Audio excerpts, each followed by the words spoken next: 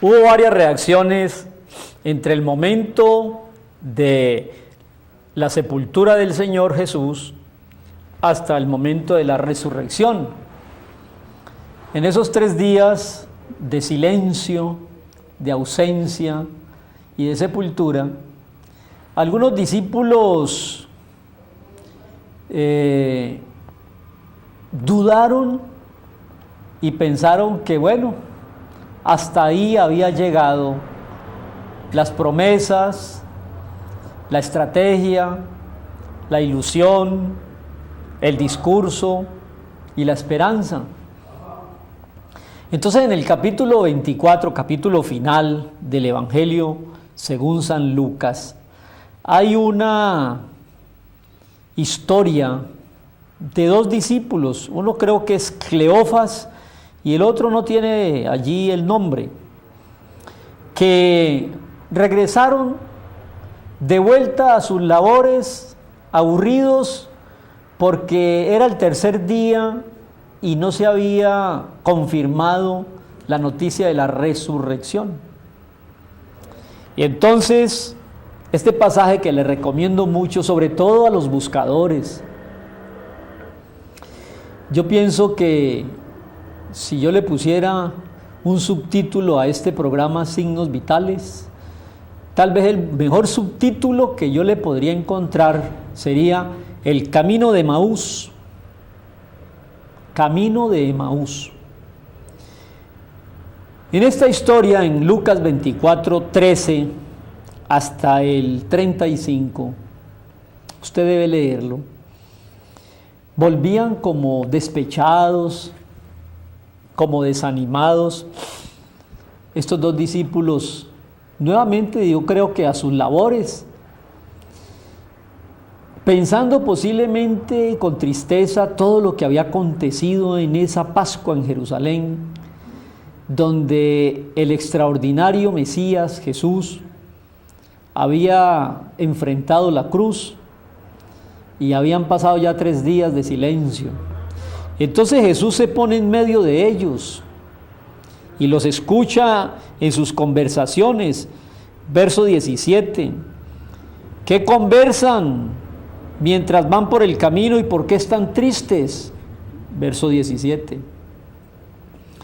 Entonces ellos le dijeron, uno era Cleofas, tú eres el único forastero que ha estado en la ciudad de Jerusalén en esa Pascua, que no ha sabido las cosas que han acontecido en estos días.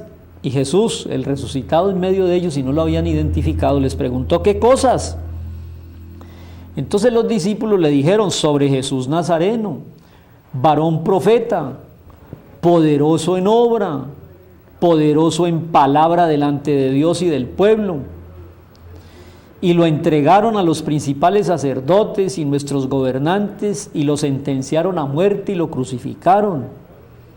Pero nosotros esperábamos que Él era el que había de redimir, porque Él era el Mesías, Él debía de redimir a Israel y con la redención de Israel a todo el mundo. Y ahora, además de todo esto, hoy ya es el 3er día de esos acontecimientos. Aunque hemos escuchado que algunas personas, mujeres, nos han dicho que no hallaron su cuerpo en el sepulcro. Entonces, algunos de los nuestros fueron al sepulcro y hallaron así como las mujeres habían dicho, pero no hemos visto a Jesús resucitado.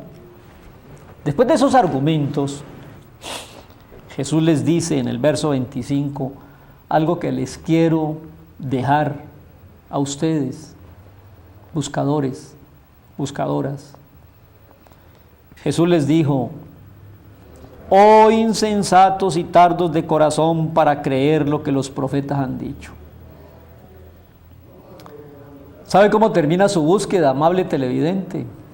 Deje la insensatez. ¿Qué es insensatez? Es el argumento más antiguo y más tonto, que si no veo no creo. Y yo creo que hay cosas que nosotros hemos aceptado y no hemos visto. Voy a poner un ejemplo un poco crudo y simple. Yo no vi que nací de mi mamá, pero me dijeron y lo he creído. Bueno, algunos no les dijeron nunca que esa fulana era su mamá y después de muchos años les revelaron el secreto. Uno a veces no ve cosas y las cree. Nadie ha visto la electricidad, pero hay que creer en ella. Porque se siente. Bueno, la historia es una evidencia donde se siente la presencia de Dios. Oh, insensatos y tardos y duros de corazón para creer todo lo que los profetas han dicho. Quiero decirle una cosa, amable buscador.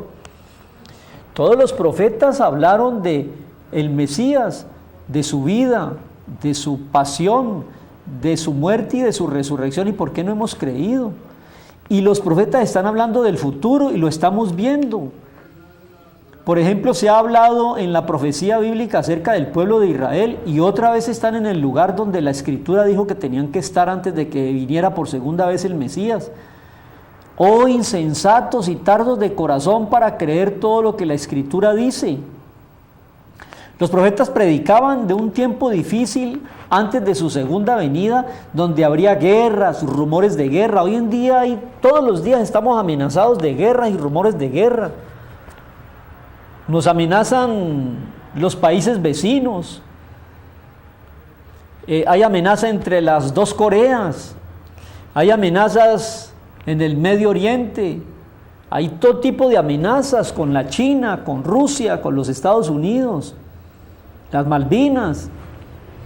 Hay conflictos por todo lado. Hay un deterioro de la institución familiar. Hay una promiscuidad en el ambiente sexual de nuestras juventudes mundiales.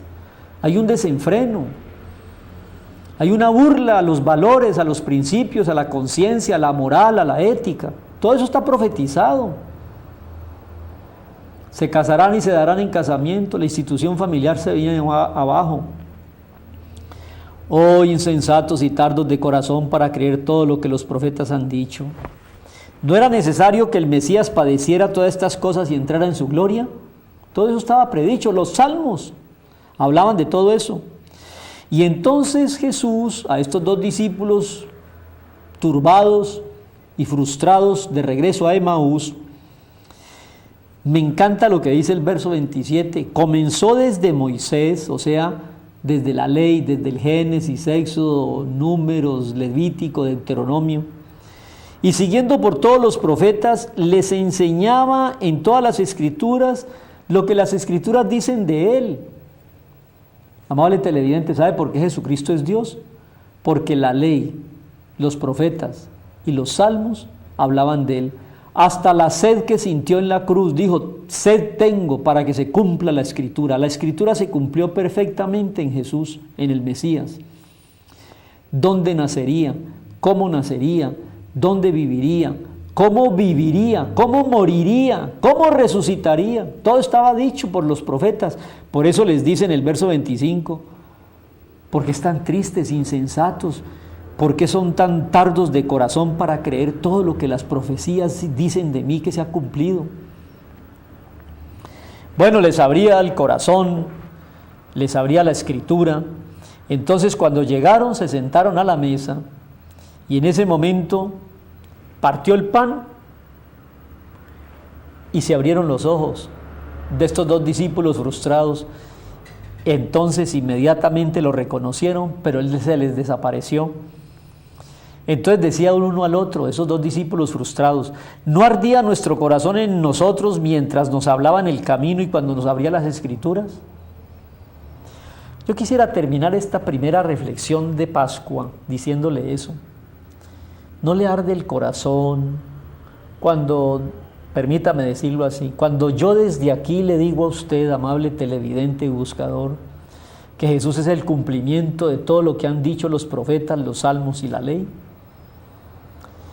¿Cuánto diera yo porque con mis palabras usted sintiera lo que los discípulos de Emaús ¿No ardía nuestro corazón en nosotros mientras nos hablaba en el camino y cuando nos abría las Escrituras? Quiero decirte, amable televidente, con toda la sinceridad de mi alma, que el Mesías, Jesús, el Cristo, es el cumplimiento de todas las promesas de Dios el Padre para que en ese Mesías tú tengas perdón, salvación, paz, prosperidad, salud, Espíritu Santo y vida eterna. Para que tú en Jesús y su fe venzas el temor de la muerte.